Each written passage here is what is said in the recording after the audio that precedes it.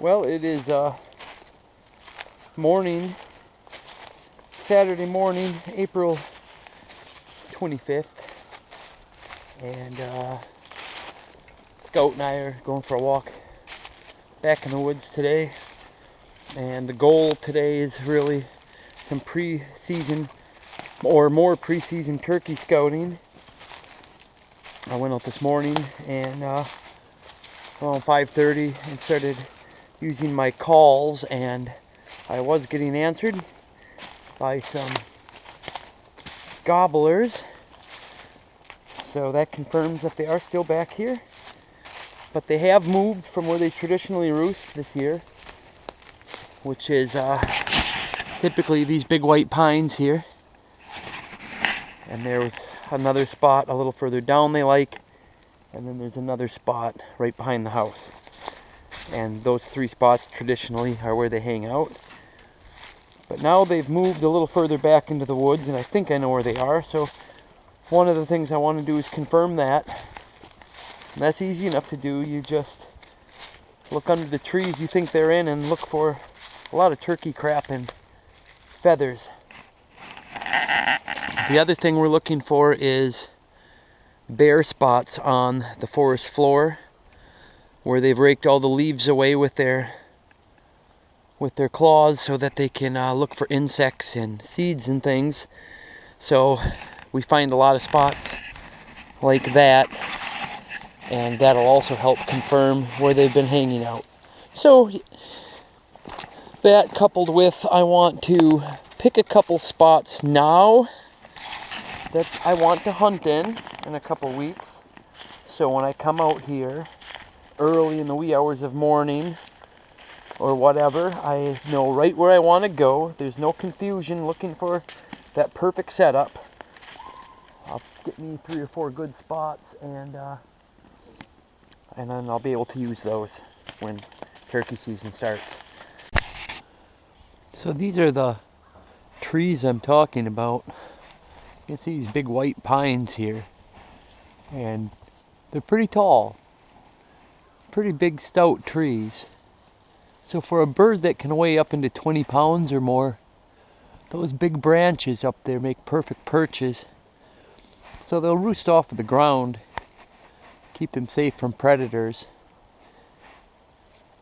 And these trees provide shelter for them in, heavy wind, rainstorm, because they're not going to sway and blow around nearly as much as a smaller tree. Plus all those pine needles up there kind of act like a little bit of an umbrella effect from them, helping to shed the rain a little bit. So that's why they like big trees like this.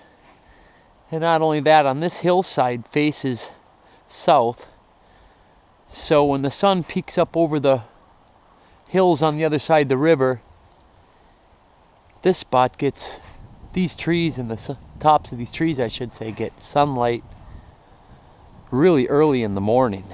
So they like that. But I don't really see any evidence underneath these trees here of turkeys having spent a whole lot of time up in them. And that's what I'm talking about, because it's these trees that they typically roost in. I already passed through one of their roosting spots, and I didn't see any evidence that they'd been here either. So same thing here with this one. I was looking around out here also because I wanted to see if any wild greens have come up through the forest floor yet. And I got over to here, and what you see here is an example of purple trillium. Now the bud has not opened up yet, but you'll see there's a couple groups of plants here. The 3 leaves, and I'll fold them out a little for you. The bud hasn't opened up yet on this one either, but when it does, there'll be a really deep purple flower. Purple trillium is edible. These leaves and these stalks are edible, and they're really good. They're really delicious. Here's a little bit more trillium coming up. I've actually had purple trillium a couple years ago. We found a bunch of it, and we picked a bunch of it and boiled it and put a slab of butter over it and some salt and pepper. It was really delicious. I've only walked a short distance from that purple trillium, and I came across another wild edible here. This is actually an evergreen. Stays green all year long. Stop it, Scout. Sit. And these little leaves with this little bright yellow stem in here absolutely carpet the forest floor. And this is called partridge berry. So I was looking around a little bit. I don't see very many berries on this plant. They actually, the berries bloom in the, or I'm sorry, the blooms turn to berries in the fall, and then they get, what animals don't eat them. A lot of animals eat these, but what remains will get covered with snow throughout the winter time, and you'll be able to find them in the spring and eat them. Not very many here. There's a small one right there. There's another one right over here. And another one right over here. Kind of rake the leaves away, see if we find any more. But yeah, all your little ground squirrels and mice, and of course partridge and other birds will eat these up. So usually they get the bulk of them before you find them. But yeah, I can see a couple scattered here and there. But anyway, that's partridge berry, and you don't really hear much about partridge berry. It's pretty bland berry. It doesn't really have a lot of flavor or anything to it. So it's not as popular as like raspberries, blackberries, blueberries, or the other stuff that grows around.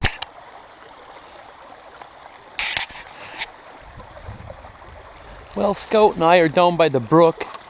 It's not very far from the house. This brook winds quite a way through the woods back here. And it's actually really beautiful. Scout likes playing in the water down here quite a bit. He really enjoys that. I don't know if you can see that over there, that spot of white, but there's even still a patch of snow back here left over down by the brook there. You see a lot of green. That's all ferns from last year they're all crushed and matted down from the weight of the snow.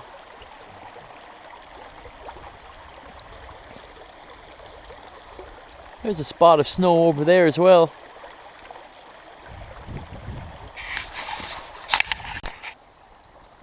Well, I come across some trout lily coming up through the ground here. And just as I was saying, this is one of the first edible plants that come through the ground in the spring. All of this. Let's get a close look at some of this so you can see what it looks like. Wow, it is. It's growing everywhere on this side of the brook. Do you see these leaves? Molted, spotted leaves. That's what gives it away, really.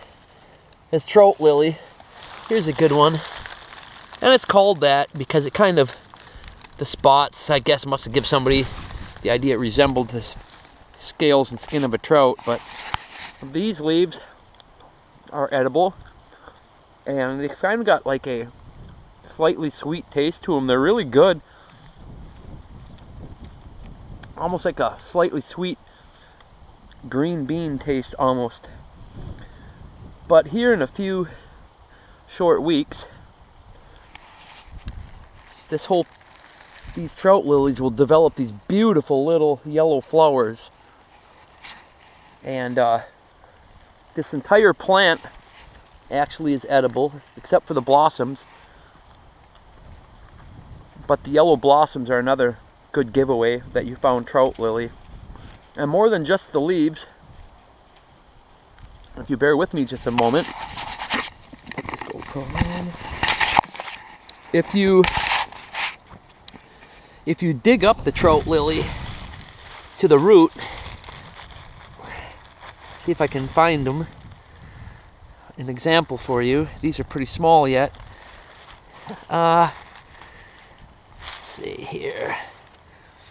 Try to dig one of these up for you with just my hands. Let's get a knife out. Make this job a little easier.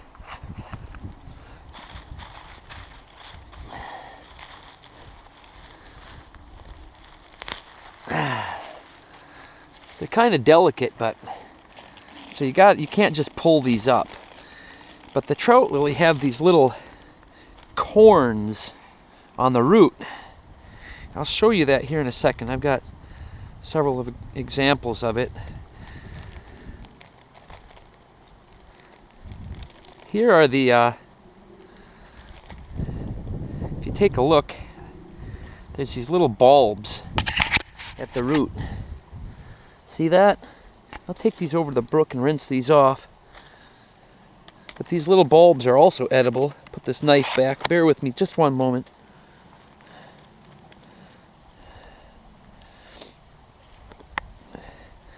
These little bulbs are also edible. And if you peel the brown skin off of these,